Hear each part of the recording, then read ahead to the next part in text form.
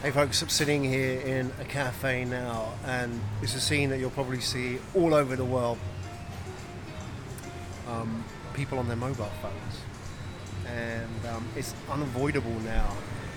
I can understand if you're sitting on your own, looking at a phone, just killing time, but the real sad part is when you see friends or families sitting at a table and everybody's looking at their own mobile phone.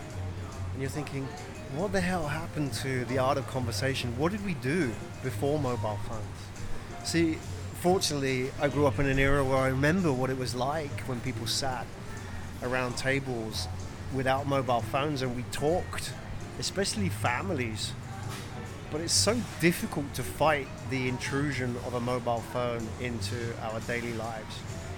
And you have to wonder, what does it do to us as a society when people grow up without that art of conversation? Do we just simply accept that that's natural? And how will that affect people? And I wonder because, you know, human connection is one of the most important basic needs that we have as animals. You know, look what happens to criminals. We remove them from society, and from the worst criminals, we remove them from their inmates and we put them into solitary confinement, which is the worst punishment for the worst offenders. And you might think that solitary confinement sounds like a bit of a holiday or a vacation inside a prison, but studies have shown how solitary confinement can impact us negatively, and the human brain actually deteriorates when it has a lack of human contact. And it's no coincidence that Amnesty International said that solitary confinement was a punishment so brutal that they campaigned and lobbied for it to be banned universally. So coming back to conversation, I believe that conversation is a fundamental tool for connection and communication between us as social animals. And if we don't have the skills to do this, what is going to happen?